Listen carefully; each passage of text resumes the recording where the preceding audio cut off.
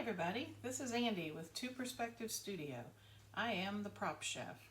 So today I'm going to be using these sundae glasses. These are real glasses. They do come in acrylic as well. I'm going to be doing these in a false bottom design, and I'm going to make a peanut butter chocolate milkshake with some whipped topping. Like I said, these are going to be the false bottom style. It's a very quick and easy design. You don't have to use any resin. This will be just using some paint and some other items.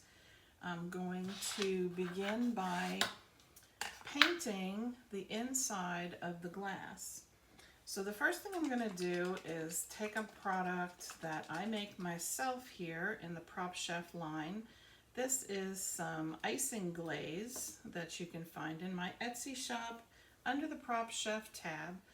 This is the chocolate icing glaze, or I guess I have it listed as brown. I have brown, white, and clear. This is the brown. You can add extra paint or water to liquefy this a little bit more. You can have it as in its natural form, it's a piping consistency. This is a little more liquefied. What I'm going to do is I'm just going to squeeze a little out on the middle of the jar in a couple of different areas just to make it look like this was like someone put a little chocolate in the glass. I know it's a little hard to see on camera here, but it'll make sense in a minute. I'm also going to be using a Liquitex Basics product. This is the raw sienna color.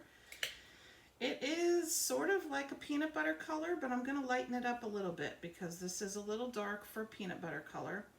So I'm going to squeeze some of that on a little palette. You can put it on wax paper, whatever you want. I'm going to add a little of just some white acrylic paint on top of there just to lighten it up and make it look a little more like a peanut butter color. So I'm just going to mix this until I have the shade that I'm happy with.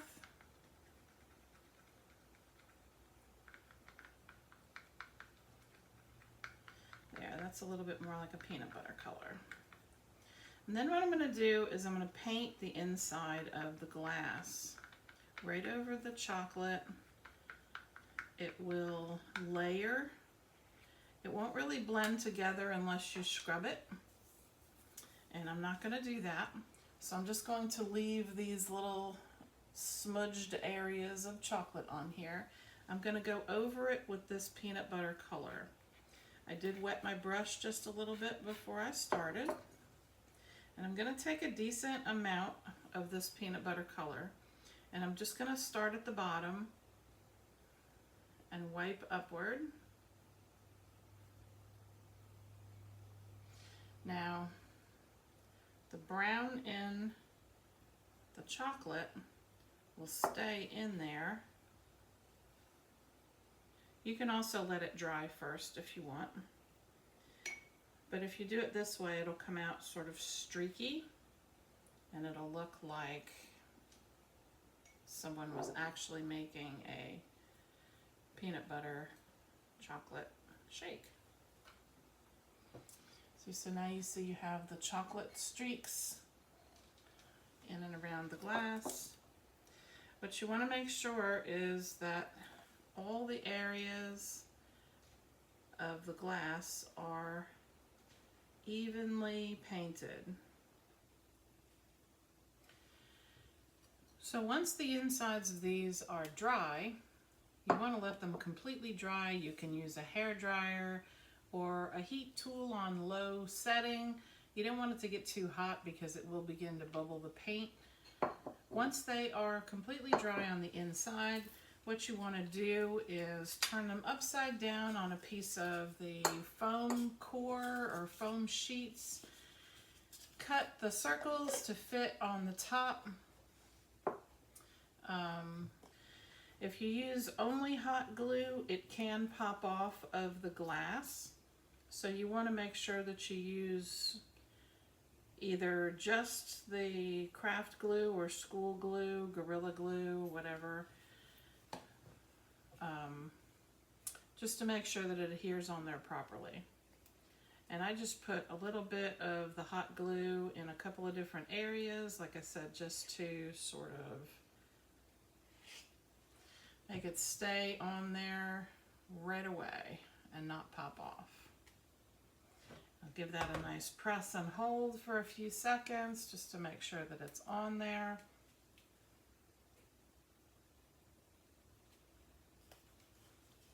And then we'll do the same to the other. It doesn't matter if it doesn't fit exactly, you just want it to be pretty much on the rim, because you're going to put some fake whipped topping on here and it'll cover up any little imperfections you have cut in your circle. See, I only put the glue on sort of certain places.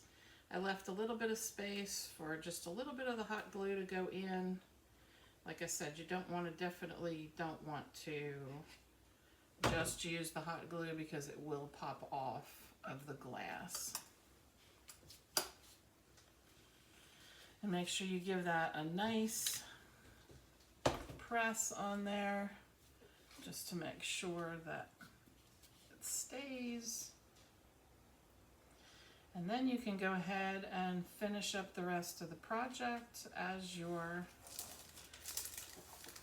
regular glue is drying.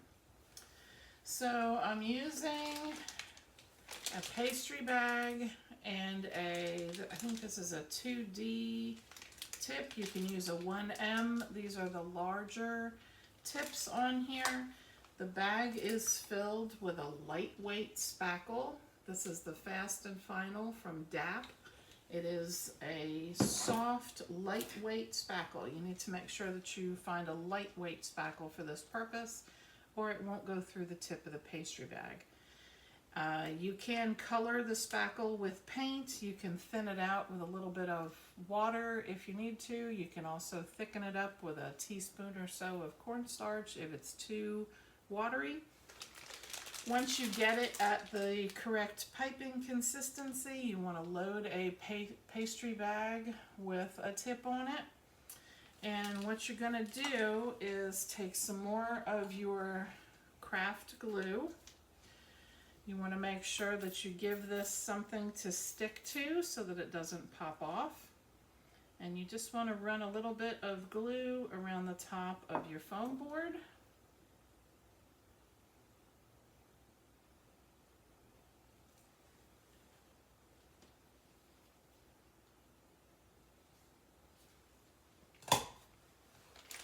And then you'll take your pastry bag filled with the lightweight spackle.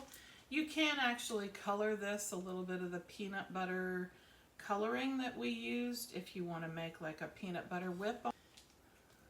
And then you just want to pipe. This is actually a little bit thick. It'll start going a little bit.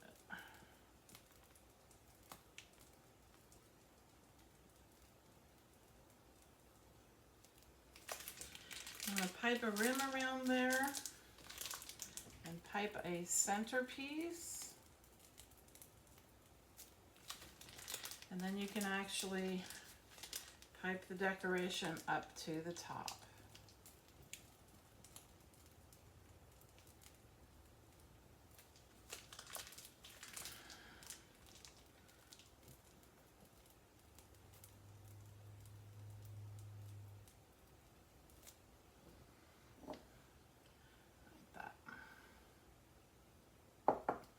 You'll want to do the same to the other one.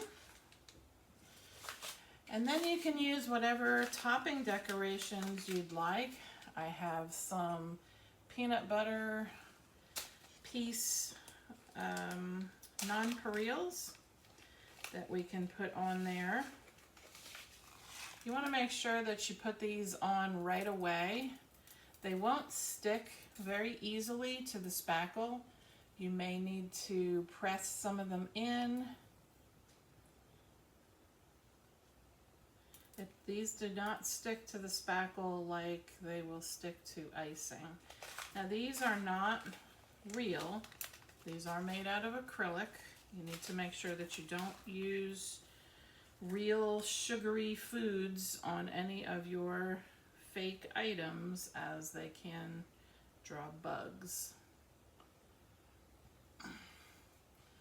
So we have those on there. I also have some acrylic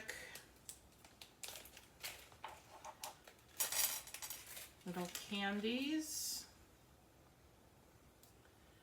They look like little peanut butter pieces.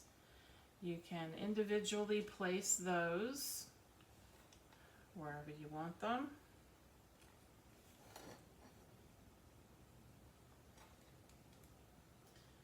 They also make these in a chocolate chip variety instead of the flat ones. So you can use whichever ones that you want. And then we will top it with a cherry. I'm using a little bit of glue to make sure that the cherry adheres to the spackle, just a little bit.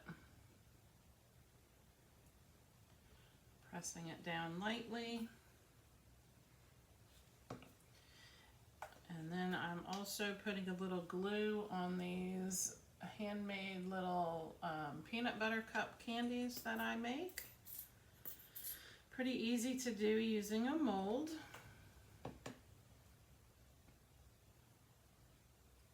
I will put that to the side, just pressing in lightly.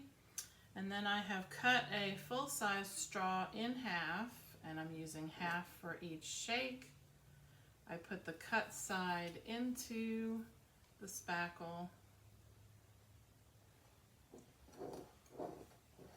And there we have both of our shakes.